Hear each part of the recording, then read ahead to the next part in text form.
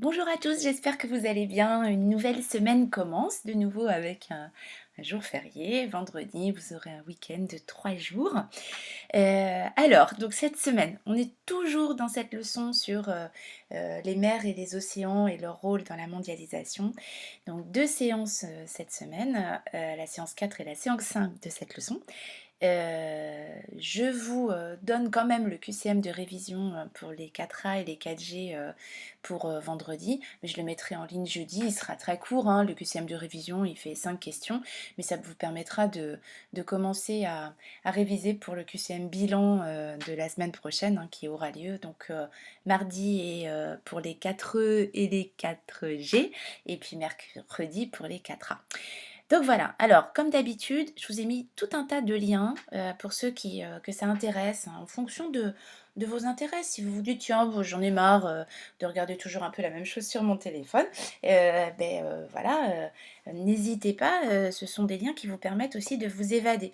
Notamment une émission de radio ici, qui est un récit de l'expédition de la goélette Tara dans le golfe de Panama, où on commence par passer le canal de Panama.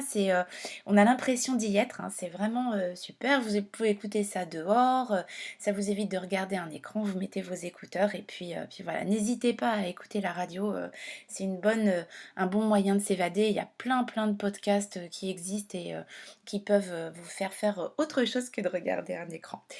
Euh, je passe au plan de travail donc pour la séance d'aujourd'hui, qui est la séance 4.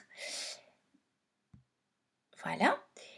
Alors, vous allez suivre avec la vidéo, c'est ce que vous êtes en train de faire. Donc voilà, n'oubliez pas de la regarder jusqu'au bout, s'il vous plaît, parce que sinon vous perdez complètement la cohérence. Et puis, on va regarder aujourd'hui ensemble les documents de la page 277 sur l'océan glacial arctique. Donc, et puis ensuite, vous allez répondre à la question page 277, pourquoi le pétrole de l'Arctique suscite-t-il autant de conflits? Alors, vous essayez de répondre en plusieurs phrases. Vous essayez d'organiser chacune de vos explications en arguments. Une idée générale, une explication, un exemple. Ne perdez pas l'habitude de structurer vos explications parce que sinon vous allez avoir vraiment des soucis en troisième là. Et puis on va regarder, juste lire ensemble les documents page 278 sur les enjeux économiques des littoraux en Afrique. Et ensuite, vous recopierez le cours du manuel B1 que je vais vous lire et puis vous n'aurez juste qu'à apprendre la leçon. Donc aujourd'hui, il n'y a pas énormément de travail. Par contre, je vous invite quand même à prendre le temps de rédiger comme il faut. Je vous enverrai le corriger dans la journée. Et puis surtout, apprenez votre leçon s'il vous plaît, parce que si vous perdez l'habitude d'apprendre, vous allez vraiment avoir des difficultés à reprendre quand ce sera beaucoup plus contrôlé, quoi. Donc voilà. Alors, on est parti dans le livre. Hop, on plonge dans la page 277 et on se rend tous ensemble dans l'océan glacial arctique. Alors, si on se met au-dessus du pôle Nord, voilà comment se présente l'océan glacial arctique.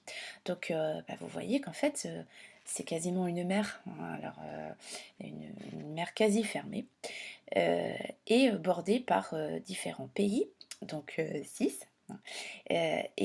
Chaque pays, évidemment, a des prétentions d'exploitation sur cet océan glacial arctique, puisque leur zone économique exclusive prennent une bonne partie de cet océan. Vous voyez que la zone de haute mer, elle est réduite à une toute petite partie au centre. Alors pourquoi? Pourquoi est-ce que tous ces États convoitent l'océan glacial arctique? D'ailleurs, si vous vous souvenez, l'été dernier, je vous ai mis un petit lien d'ailleurs là-dessus, Donald Trump avait proposé d'acheter le Groenland. Quand on regarde ainsi l'océan glacial arctique, on comprend pourquoi Donald Trump voulait acheter le Groenland, parce qu'en fait, vous voyez que les États-Unis, ils n'ont qu'une petite partie ici de zone économique exclusive, puisqu'ils ne possèdent que l'Alaska. Or, l'océan glacial arctique comporte des gisements importants d'hydrocarbures, de gaz et de pétrole naturel, et on en cherche toujours. Voici les zones de recherche d'hydrocarbures. Il y a une autre raison pour laquelle l'océan glacial arctique est très convoité, c'est que si vous vous souvenez de la structure de l'organisation des routes maritimes dans le monde, vous voyez que pour passer de la Chine jusqu'à l'Europe, eh bien, il faut passer à travers la mer de Chine, et notamment la mer de Chine méridionale, hein, qu'on a regardé la semaine dernière, faire le tour par le détroit de Malacca, remonter la mer Rouge, passer le canal de Suez, franchir toute la mer Méditerranée, et puis ensuite arriver en Europe par le détroit de Gibraltar. Euh, Imaginons que l'océan glacial arctique soit une route ouverte. Eh bien, pour aller de la Chine jusqu'à l'Europe, eh bien, il suffit de prendre le détroit de Bering, ici, de longer les côtes, hein, qui seraient libérées de glace toute l'année, et on arrive ici en fait par la Norvège et la mer du Nord. Alors, on parle beaucoup de la fonte des glaces, notamment sur le pôle Nord. Euh, on prend tout ça de manière catastrophique. Il faut quand même que vous sachiez qu'il y a des personnes dans le monde qui voient ça d'un très bon œil parce que ça permettrait de gagner de l'argent. Donc c'est toujours le nerf de la guerre, y compris aujourd'hui d'ailleurs. Donc voilà pour cette carte qui vous permet de saisir les enjeux énergétiques, hein, puisqu'il s'agit d'énergie aujourd'hui dans cette page 277. Donc l'océan glacial arctique est un enjeu énergétique et les mers du monde et les océans du monde sont un enjeu énergétique important parce que elles sont pleines de ressources. Alors, on va regarder le document suivant, donc il s'agit du document 4. Évidemment, dans l'océan glacial arctique, il y a des ONG, des organisations non gouvernementales, donc qui ne sont pas financées par les États, qui luttent contre l'exploitation de cet espace. Donc vous voyez ici l'ONG Greenpeace, hein, que vous connaissez peut-être. Allez voir sur la page de Greenpeace, hein, c'est intéressant là aussi, comme sur la page de Tara, de voir leurs actions et à travers leurs actions de voir les dangers qui pèsent sur les océans. Donc là par exemple vous avez une photographie qui date de 2011 et qui montre l'association Greenpeace en train de lutter contre l'exploitation des hydrocarbures dans l'Arctique. Je vais vous lire le document 5. L'Arctique, un nouvel espace maritime à exploiter. Les compagnies pétrolières ne devraient pas forer dans les eaux de l'Arctique. Le risque d'une marée noire dans cet environnement sensible est bien trop élevé. Ce n'est pas une association écologiste qui le dit, mais Christophe de Margerie, le PDG de Total, en 2012. Du pétrole sur le Groenland, ce serait un désastre. Une fuite causerait trop de dommages à l'image de la compagnie, a-t-il expliqué. L'Arctique pourrait renfermer 20% des réserves de pétrole et de gaz non encore découvertes, et la fonte accrue de la banquise rend la région de plus en plus accessible. Donc c'est une interview de Christophe de Margerie qui est décédé depuis, hein, qui est parue en septembre 2012 sur le site du Monde. Plusieurs choses à dire sur ce texte, hein. Je pense que, enfin j'espère en tout cas, qu'il vous choque. Moi il me choque beaucoup en tout cas, parce que dit Christophe de Margerie dans ce texte? Il dit que une marée noire dans le Groenland, ce serait un désastre. Bah oui, on est tous d'accord avec ça, on voit très bien, on imagine, hein. Euh, des plaques de pétrole sur le blanc immaculé du Groenland. Pourquoi ce serait un désastre pour Christophe de Margerie? Regardez. Une fuite causerait trop de dommages à l'image de la compagnie. Voilà. Donc le désastre, ce serait que Total aurait une mauvaise image. Le désastre, c'est pas un désastre écologique, pardon. Ce serait un désastre pour l'image de la compagnie. Donc vous voyez ici en fait alors j'ai envie de prononcer le mot cynisme, je pense pas que ce soit le terme approprié, hein, mais on va parler peut-être de grandes différences, pour ne pas utiliser un mot trop complexe pour vous, une grande différence entre les idées du grand public, comme nous, hein, qui sommes sensibilisés à la préservation de notre planète, et je crois encore plus aujourd'hui, et puis les préoccupations économiques des grandes entreprises. Alors nous, on a tendance à critiquer ça. Je sais pas, hein, vous savez bien que j'aime bien vous dire qu'il n'y a pas de méchants et qu'il n'y a pas de gentils, hein. La situation, elle est beaucoup plus complexe que ça. On ne peut pas se contenter de donner des bons points et des mauvais points. Mais en tout cas, on voit que bah, l'image de la population, les idées de la population, ce ne sont pas les mêmes, forcément, quand on aborde les choses sous l'angle économique ou sous l'angle des États. Donc voilà. C'est difficile pour moi de faire ce cours en vous regardant pas, hein, c'est un cours qui est important d'habitude, hein, parce qu'on peut en discuter justement. Et puis voilà, oh là là, qu'est-ce que c'est frustrant de vous faire court comme ça. Mais bon, allez, on continue. Une dernière photographie, donc c'est une plateforme offshore, hein, c'est-à-dire au-delà de la côte, hein, une plateforme pétrolière. Alors, je ne sais pas si vous voyez l'énormité de cette plateforme. Ici, vous avez un héliport, là, c'est un endroit pour se poser avec un hélicoptère. Et malheureusement, j'arrive pas à distinguer s'il y a des hommes sur cette plateforme. Je n'en vois pas. Enfin, là, ils seraient plus petits que ma souris, que le. Je ne sais pas si vous voyez une flèche en fait. Peut-être que vous voyez un petit rond, je ne sais plus, hein. Mais c'est vraiment minuscule quoi.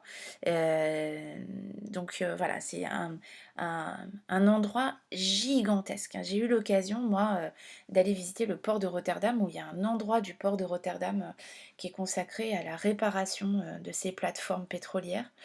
Et j'ai jamais vu quelque chose d'aussi, comment je vais vous dire, à la fois très laid et fascinant du point de vue de la construction de l'humain. Heu, c'est, vraiment, énorme, voilà. Hem, alors celle-ci, vous voyez, on regarde là, c'est des lettres cyrilliques, hein, c'est du russe.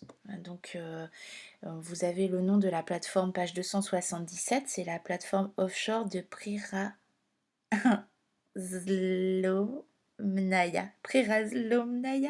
Je m'étais entraînée avant pour le dire. Puis ça a pas marché. Voilà.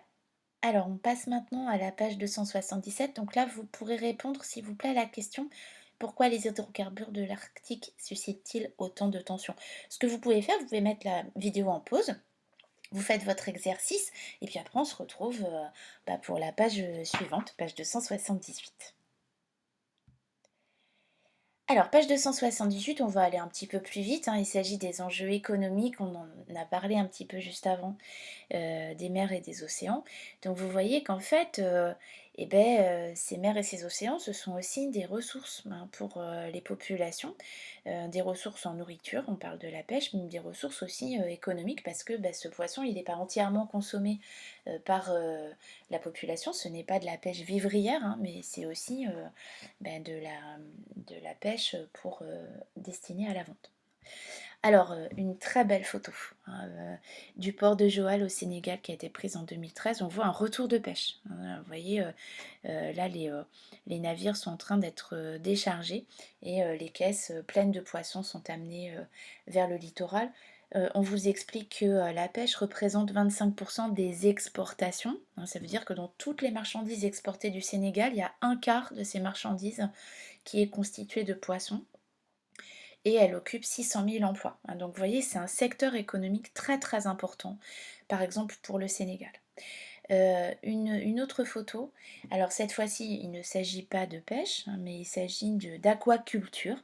Donc si ce sont des poissons en Tanzanie, la photographie a été prise en 2014, et l'aquaculture, donc on vous explique qu'elle crée aussi beaucoup d'emplois, et qu'elle nourrit beaucoup de personnes. Un texte pour vous expliquer les enjeux. Donc, je vous lis le texte. Il y a 10 ans, Mekon Ratsiraka et ses deux frères pêchaient 60 kilos de sardines par semaine, ce qui pouvait leur rapporter jusqu'à 370 $. Aujourd'hui, il ne peut plus s'aventurer à plus de 3 kilomètres au large des côtes, là où se concentrent d'importants bancs de sardines et de crevettes. S'il le fait, son bateau risque d'être arraisonné, ça veut dire arrêté par un autre bateau, voire attaquée par les navires de pêche chinois, thaïlandais et sud-coréens qui braconnent autour de Madagascar. Depuis janvier 2015, sa prise hebdomadaire lui rapporte à peine 57 $. La pêche illégale à laquelle se livrent les chalutiers étrangers menacerait les moyens d'existence d'environ 100 000 personnes. Donc c'est un texte qui est paru sur le site internet d'une ONG qui s'appelle Equal Times, donc en 2015. Et donc l'auteur de ce texte, Wonder Shin Uru, a publié un article qui s'intitule L'industrie de la pêche malgache ravagée par le pillage étranger. Donc on a parlé des enjeux économiques un petit peu avec l'exploitation énergétique des mers et des océans. Vous voyez que la pêche, c'est pas du tout anecdotique, hein, c'est un enjeu économique, mais c'est un enjeu de nourriture aussi, hein, pour de nombreux États qui se font piller par des États plus puissants. Hein, voilà, donc on parle de la Chine, de la Thaïlande et de la Corée du Sud. Ils sont sympas dans votre bouquin, hein, ils vous mettent des États où on peut se dire que nous on se comporte bien, c'est pas le cas non plus, hein, il existe des cas de braconnage de la part de navires français, enfin en tout cas européens, dans d'autres eaux. Voilà, je vais vous montrer maintenant le texte que vous avez à recopier aujourd'hui. Hop, dans votre cahier, page de droite. Alors, on est à B1, donc page 283. Eh ben non, c'est page 282. J'ai mis page 283 sur votre plan de travail. Ah, j'ai pas mis de page. Donc c'est B1, page 282. Oh. Alors, hop, je grossis ça. Alors voilà ce que vous allez recopier, page de droite, puis il faut l'apprendre. Voilà. Donc aujourd'hui, 10 à 12% de la population mondiale dépendent de la pêche et de l'aquaculture pour leur subsistance. L'augmentation de la demande de produits de la mer est mondiale. Menacés de disparition à cause de leur surexploitation, hein, donc la surexploitation, ça veut dire qu'on l'exploite trop, c'est-à-dire qu'on demande plus que la ressource disponible. Les ressources halieutiques, hein, donc ce sont les ressources de la pêche, deviennent des objets de conflit entre pays en développement et pays développés ou émergents. Parmi les 10 premiers pays producteurs, certains comme la Chine, le Japon ou le Pérou n'hésitent pas à envoyer très loin de véritables usines flottantes, fragilisant par ailleurs la pêche traditionnelle locale. Le surimi, par exemple, que l'on mange, il est fabriqué, vous savez, à partir de déchets de poissons. Alors, ne faites pas un air dégoûté. Je me souviens en classe, à chaque fois, les élèves, ils font je ne mangerai plus jamais. Non, c'est pas ça, c'est comestible. Mais en fait, ce surimi, il est fabriqué sur ces grosses usines flottantes. Les océans offrent un formidable potentiel énergétique. Les hydrocarbures offshore, donc c'est ces plateformes en mer hein, qu'on a vues ensemble, constituent près d'un tiers de la production mondiale de pétrole et de gaz. Les océans offrent de véritables promesses en matière d'énergie renouvelable. Voilà. Et ben, je crois que j'ai terminé. Donc on se retrouve la prochaine fois pour la vidéo de la séance 5. Bonne journée à vous. Continuez de bien prendre soin de vous. Et puis à très très bientôt.